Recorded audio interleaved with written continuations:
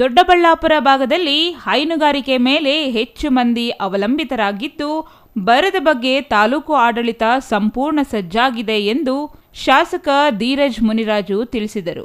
ದೊಡ್ಡಬಳ್ಳಾಪುರ ತಾಲೂಕಿನ ಹುಸ್ಕೂರು ಗ್ರಾಮದಲ್ಲಿ ಮಂಗಳವಾರ ಕೆಎಂಎಫ್, ಬಮೂಲ್, ಪಶುಪಾಲನಾ ಇಲಾಖೆಗಳ ಸಹಭಾಗಿತ್ವದಲ್ಲಿ ಹಮ್ಮಿಕೊಂಡಿದ್ದ ಅಧಿಕ ಹಾಲು ಕರೆಯುವ ಸ್ಪರ್ಧೆ ವಿಜೇತರಿಗೆ ಬಹುಮಾನ ವಿತರಿಸಿ ಮಾತನಾಡಿದ ಶಾಸಕರು, ಈ ಬಾರಿ ತಾಲೂಕಿನ ಪ್ರತಿ ಗ್ರಾಮಕ್ಕೆ ಮೇವು ನೀಡಲು ಜಿಲ್ಲಾ ಉಸ್ತುವಾರಿ ಸಚಿವ ಕೆಎಚ್ ಮುನಿಯಪ್ಪ ಒಪ್ಪಿಗೆ ನೀಡಿದ್ದಾರೆ ಎಂದರು. ಹೈನುಗಾರಿಕೆ ಮಾಡುವ ಎಲ್ಲಾ ರೈತರಿಗೆ ಸಂಪೂರ್ಣ ಸಹಕಾರ ನೀಡಲಾಗುವುದು.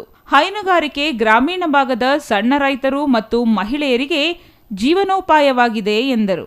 ಹಾಲು ಕರೆಯುವ ಸ್ಪರ್ಧೆಯ ಕೊನೆಯ ಹಂತಕ್ಕೆ ಒಟ್ಟು 17 ರಾಸುಗಳು ಅರ್ಹತೆ ಪಡೆದವು.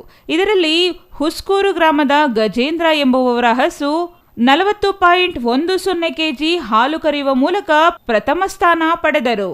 ಮರಳೇನಹಳ್ಳಿಯ ಆರ್ ಅರುಣ್ ಕುಮಾರ್ 39.45 ಕೆಜಿ ಹಾಲು ಕರೆದು ದ್ವಿತೀಯ ಸ್ಥಾನ ಪಡೆದರು.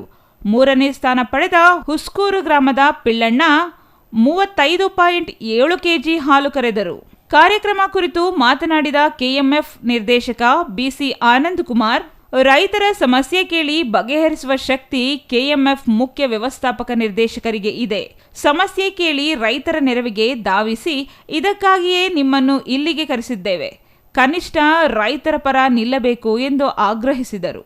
ಇನ್ನು ಈ ಕಾರ್ಯಕ್ರಮದಲ್ಲಿ ಕೆಎಂಎಫ್ ಎನ್ಡಿ ಜಗದೀಶ್, ಬಮೂಲ್ ನಿರ್ದೇಶಕ ಬಿಸಿ ಆನಂದ್ ಕುಮಾರ್, ಹುಸ್ಕೂರು ಎಂಪಿಸಿಎಸ್ ಅಧ್ಯಕ್ಷ ಮಂಜುನಾಥ್, ಕೆಸ್ತೂರು ಗ್ರಾಮ ಪಂಚಾಯಿತಿ ಅಧ್ಯಕ್ಷ ರಮೇಶ್, ಪಿಎಲ್ಡಿ ಬ್ಯಾಂಕ್ ಅಧ್ಯಕ್ಷ ಟಿವಿ ಲಕ್ಷ್ಮೀನಾರಾಯಣ, ಬಮೂಲ್ ವ್ಯವಸ್ಥಾಪಕ ನರಸಿಂಹಯ್ಯ ಮತ್ತಿತರರು ಹಾಜರಿದ್ದರು. Mahesh, CTV news, Doddaballapura.